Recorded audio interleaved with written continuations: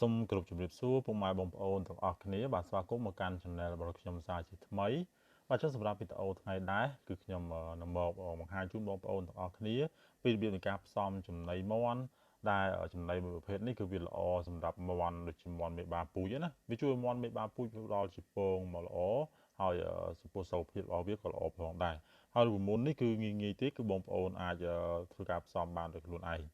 បាទចឹងចំពោះការផ្សំរូបមន្តនេះគឺបងប្អូនអរគ្នាត្រូវតែត្រៀមគ្រឿងផ្សំដូចជាបាទចឹងទី1គឺបងប្អូនត្រូវតែត្រៀមដើមចេកបាទដើមចេកគឺចំនួនកន្លះគីឡូហើយទី2គឺកន្ទក់ចំនួនកន្លះគីឡូក្រាមទី3គឺទឹកត្រីយើងប្រើប្រាស់ចំនួន4ស្លាបព្រាបាយហើយទី4គឺបងប្អូនអរគ្នាត្រូវតែប្រើពោតបាទចឹងពោតគឺយើងត្រូវតែប្រើចំនួនកន្លះគីឡូក្រាមដូចគ្នា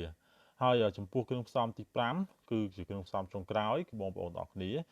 ត្រូវប្រើប្រាស់ជាពួកវីតាមីនបាទវីតាមីនគឺគេហៅថាពួក multi វីតាមីនហ្នឹងគេប្រើសម្រាប់ពួកសត្វមាន់ឬក៏សត្វទាអញ្ចឹងបងប្អូនអាចសួរទិញបាននៅតាមទីតាំងពេទ្យសត្វមួយចំនួនគឺបងប្អូនអាចសួរទិញប្រភេទវីតាមីនសម្រាប់ផ្ដល់ឲ្យមាន់ទាហ្នឹងទៅនោះខាង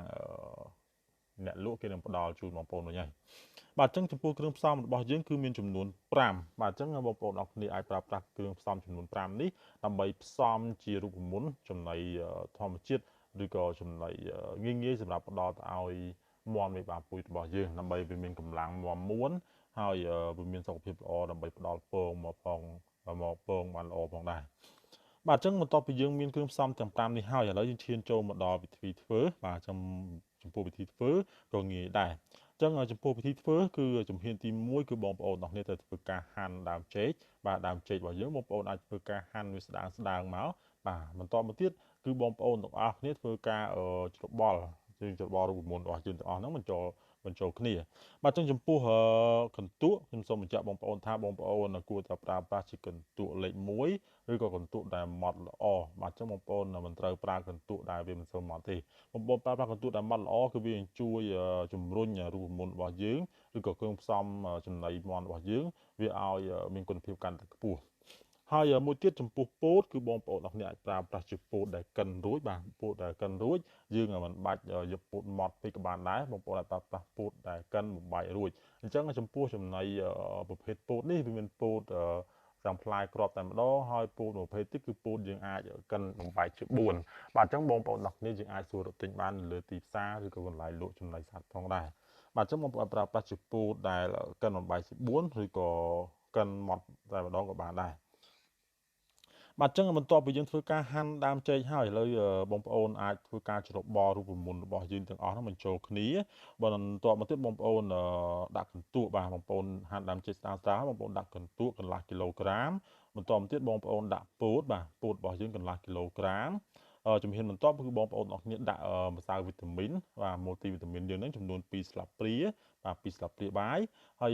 ជំហានបន្ទាប់បងប្អូនចាក់ទឹកត្រីបាទចាក់ទឹកត្រីគឺចំនួន4ស្លាបព្រាបាយបាទអញ្ចឹងបន្ទាប់ពីយើងចាក់រូបមន្តទាំង5របស់យើងបញ្ចូល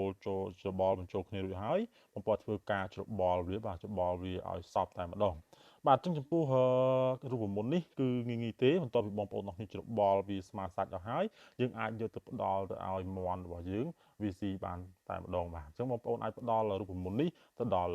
មាន់មេបាពូជឬក៏ទាបាទទាគឺវាមានទាមេបាពូជដូចគ្នាអញ្ចឹងបាទអញ្ចឹងចំពោះទាកប៉ាឬក៏ចំពោះមាន់